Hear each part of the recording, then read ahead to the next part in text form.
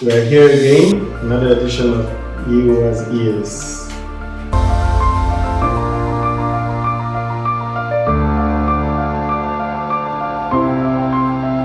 With children, there are different stages, basically.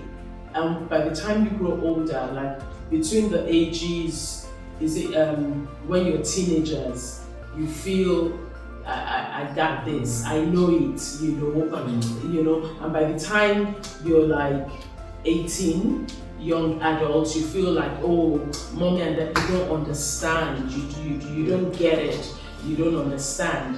But I'm talking from experience. Are you where you have a challenge, in your young adult life, you have that relationship with God whereby you know what to do.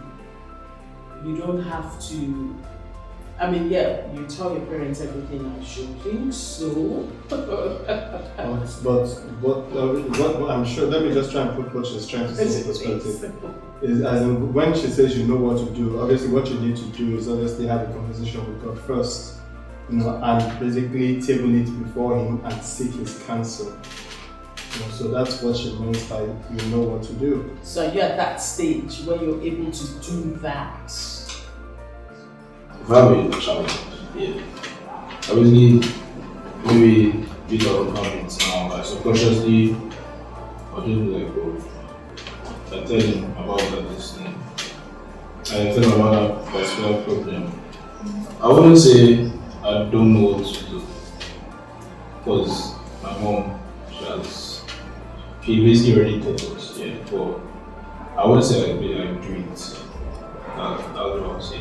I know what to do, but then You're still rebelling now. You're trying to explore your way so that you can make sure that maybe what to do is exactly what you need to do, basically. I know what to do. So It's just don't do it anymore. It's a discipline that I haven't learned. Okay, I like that. Yeah, subconsciously, if once I told her about this problem, I'm at ease. Okay. So let me actually come to you. He's saying that what he's saying is very key. You understand? The honest truth is that 80% of the time, or if not 100% of the time, our children know what to do, but they don't do it. And they are saying that it is a discipline. You understand what I'm saying? Aside from parental discipline, there has to be a self-discipline. You understand? Can you educate us how, and this thing I know can be learned and it can be developed over time. Even as adults, we still need to basically discipline ourselves in order to get rid of some habits, or make sure that we do some things that we want to do and don't do things that we love to do. So how do we inculcate or learn that discipline? There are different ways by which we can actually discipline ourselves, mostly as children. Let me quickly give this little example. I was in the kitchen. That was some time ago. Because I usually wake up early in the morning to prepare my children's lunch for school. And right from the kitchen, I was hearing a kind of prayer.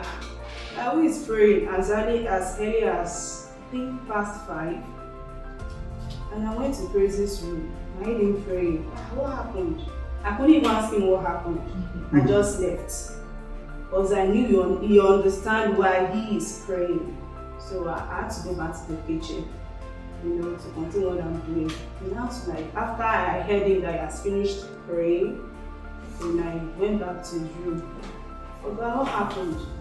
Then he had a terrible dream. He was just crying. I was like, just calm down. You prayed about it? He said yes. Now I want to pick from this phrases situation. Because I already told him, Mom cannot do everything. Mommy cannot always be there. I told him, even Daddy.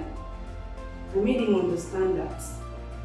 and you find yourself in any situation, try to talk to God, just like what Daru said, that God is our friend. So try to talk to God about it, and before you know it, God is closer to you than every other thing that you might think of or imagine.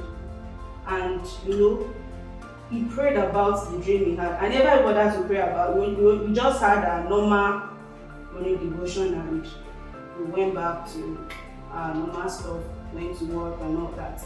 Now, for you to help yourself, for you to discipline yourself, there are lots you can do. Like, I read books a lot. I like reading novels, stories, and from there I gain a lot of, lessons, and that has really helped me. Like you said, many of us here are from Christian home. But I'm not sure I'm from any Christian home to me. I'm sorry to say, because I'm from a polygamous home. So I had to groom myself, bring up myself, discipline myself, try not to how did you do that? Yes, because that's what A is doing, I can't do what A is doing. Or what A is doing, I can do better. I can do better than what A is doing. So I have to okay, let me just keep pushing hard. Even when mom is not really pushing up, and So, Sister Kemi, encourage myself. what you're talking about, we basically take the grace of God Yes. because it's not everybody that would basically think like you and is. Yeah, but when you are determined, yes, determination is very, very not, important. Yes. Children, have you ever been in such a situation whereby you're faced between the devil and the deep blue sea? Deep blue sea. Yes. Okay. Let me break it down. We have a situation. A lot of us, 900% of us, fall under peer pressure. Adults fall under peer pressure. Friends, with work. I remember in my school days, we had one guy whose father worked in a very top, juicy government listed. The boy came and was like, "Can you imagine? My daddy is a dunce. Can you imagine? My mom doesn't talk to him. None of the children talk to him." Because he has this juicy position and he's not bringing the money home. That is peer pressure on the family side. And then we have peer pressure on the friend side. You understand? You're still, he didn't do it. You go, boy, you don't know what is happening, this and that and that. And then we start abusing you and start making jest of you. It happens a lot. I've seen somebody saying that, "Daddy, had to give them my lunch so that they can like me." It gets that bad. So, please, have you ever been under such peer pressure? Did you deal with it? If you didn't deal with it, how did you succumb? And let us know. Darling. Me, I'm more scared of my mom than my friends. So if my friends tell me something, I just see my mom's face. I think that's what keeps me in line, everything. Basically, I'll just think of my mom and I think that no way. So when you have that, once you can't really, no one can really tell you to do anything if you don't want to do it. I'm not really they forced me to do it. I've never really been in that situation when they really show that, look at her, that. I want to say it's better to tell the truth. That even if they say they'll kill you now, just tell the truth, because at the end of the day. So I know, let me say I'm not a person that really, the whole peer pressure thing, maybe I haven't been in situations where they are because I don't know, maybe I trust friends wisely or stuff like that. I've not been in a situation where Maybe by the time you get to University. Okay, can I say something? Can we look at He was raising his Oh, hand. sorry, you wanted to say, okay, contribute. I should contribute. Mm. Okay. These peer pressure things, most of the common ones nowadays, I've basically seen the outcome of going down this.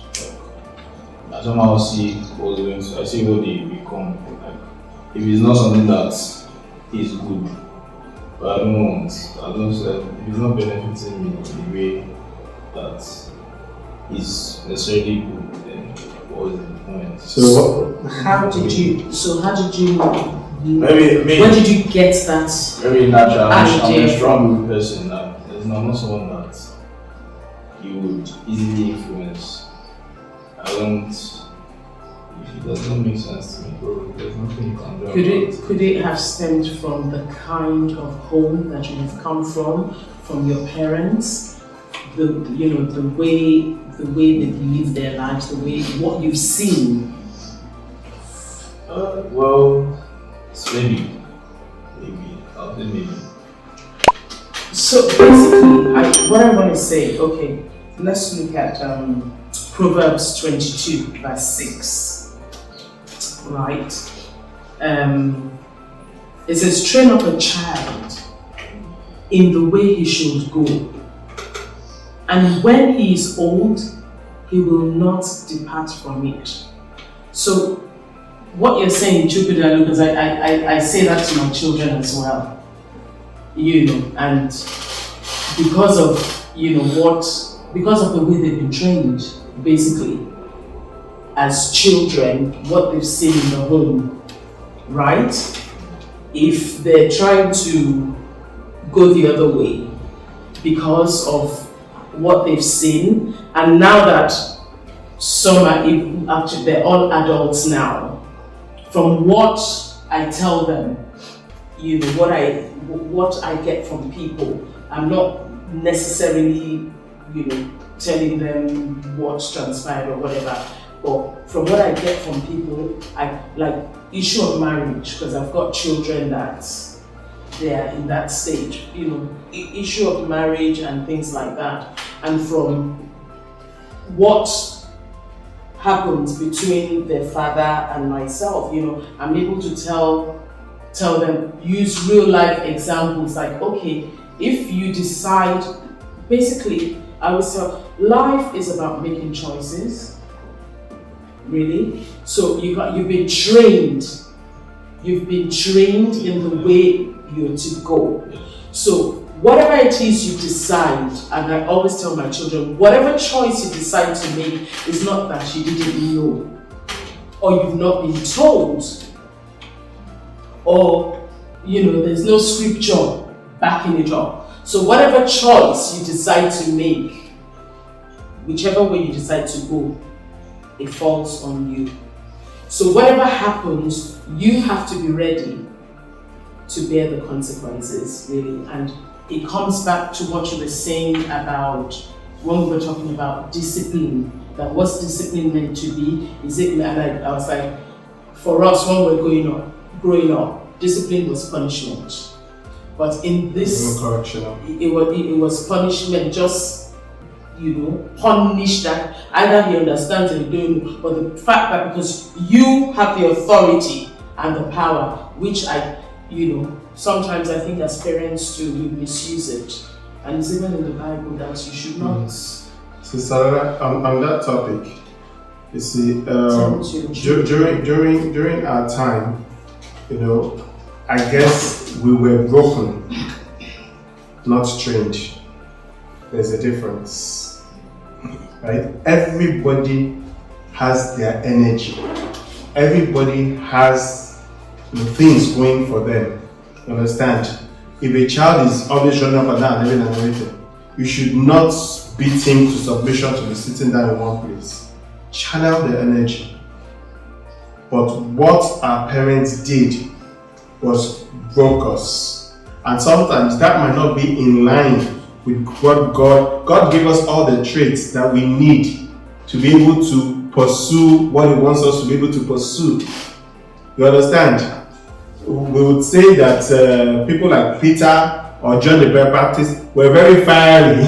You understand what I'm saying? Now imagine if their parents had broken them when they were young. Would they be able to have that kind of impact that they had? So a lot of us were broken.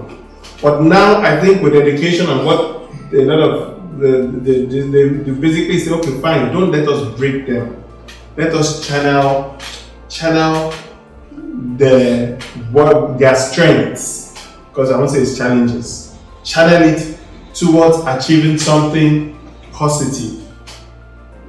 So when we talk about training, you understand, and which I'd like to ask you, Sister Kemi, when we talk about training, what are the modern ways in which parents can actually end up, directing and guiding and counseling their children towards God and towards doing His will, than just saying, do as I say and don't ask questions?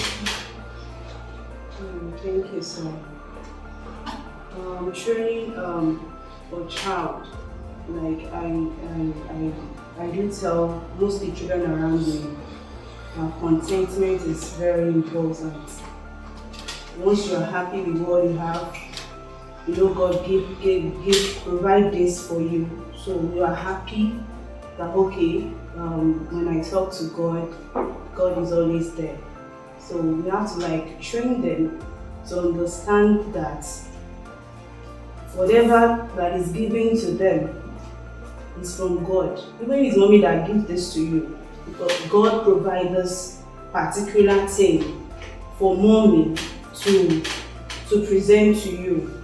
So as a child, you should learn contentment, learn to believe that He who lives in you is greater than any other thing. And if you call yourself a Christian, Christian means Christ-like. I tell children, Christ-like. Do your things the way Christ will also behaves or puts his things together. And I always ask them this question: Jesus Christ tell lies? To tell you no. Will He steal? To tell you no. Will He do bad things? To tell you no. So why do those things? Why? And I always tell children around me that whenever you tell a lie, it gives birth to 10,000s of lies. Because we're trying to use a lie to cover over another lie. So when you keep telling lies, you are leading Christ to the cross. Again, I tell them. So for us to train them, we should make them understand some basic things. Even when they know they are Christians, or maybe their father is a pastor, is this, is blah blah blah. They should understand some basic things that they need to do that will guide their daily life in Christ. Let me put it that way. Because if they don't understand these things, they will definitely go astray. So let me ask favor this. Have you ever felt misunderstood by an older by your parents or an older person?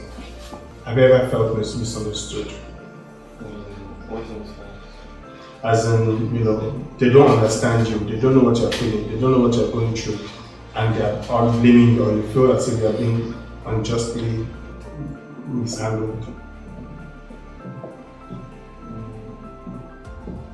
No. So I agree with everything they do. No, like in my own experience. Okay.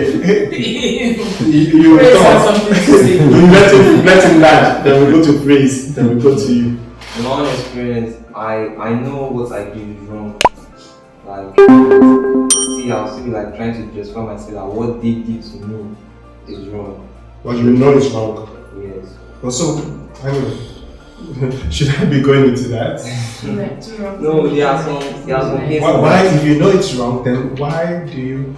No, like what I'm trying to say is like there are some cases that most kids do like think that the parent don't understand them.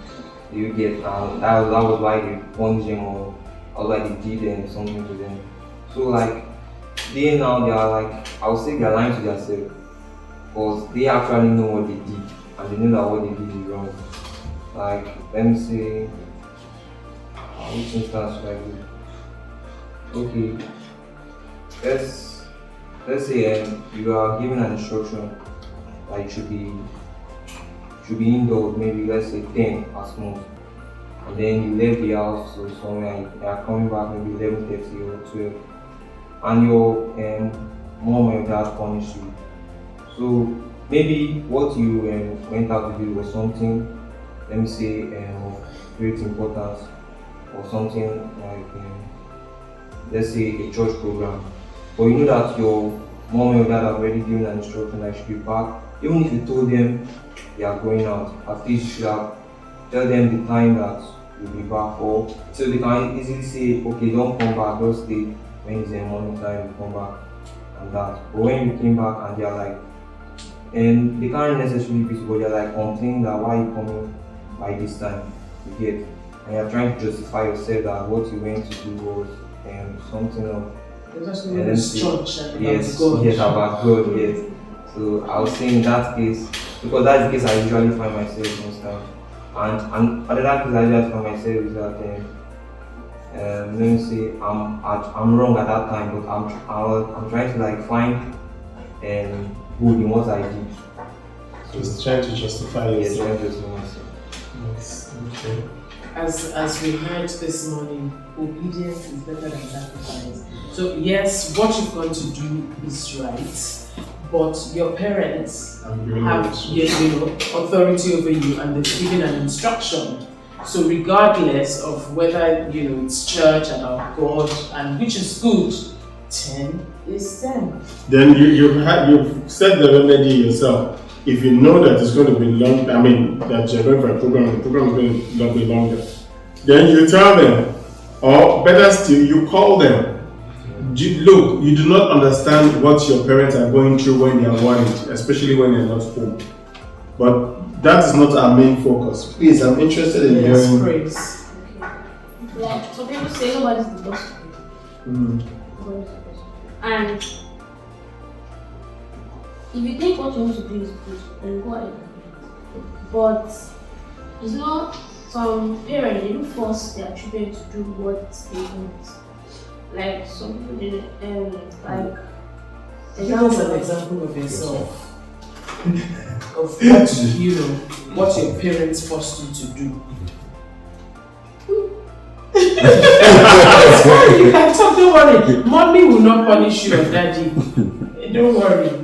Tell us so that we will know. So parents out there, Everybody is learning. it's not Yes. that they do force me, but they do what's good for me.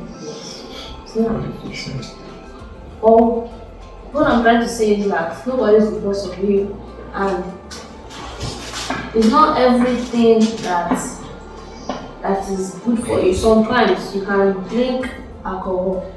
Sometimes, for example, let's say you want to drink alcohol now. First, you reason. I drink alcohol will happen to you, all this, all that, and the rest. But if you are a Christian, we will be doing all those things. It's just that we keep praising our own God till eternity. Yeah, so that's my point. So what I'm trying to say is that nobody is the boss of me. Nobody is the boss of you. Yes. At age 10. your parents are the boss of you. Yes. Who is paying your school fees? Whose house do you live in? Who is paying your school fees? But- are you living in your own house? Are you paying your bills? But the point is, you are human. You are entitled to feel, what's it called? Sometimes inequity, or as if there's a sort of injustice. It's human. But the most important thing is, what do you do next? What do you do about it? You understand what I'm saying? If you are offended, because the Bible says that you should not keep an offense, after the whole thing, you're like, mommy, I wasn't happy about that thing. In fact, maybe when you're even playing or whatever, in a lighter mode, mommy, I felt, because the thing is that part of your mommy and daddy's job is protection, and not physical protection, emotional protection. You understand? Your mind is even more important than anything else. that the suicidal rate is very high. They think the guy is getting A's and everything. Everybody else is getting A's and everything. Then after a while, when he fails or anything happens, he goes and commits suicide.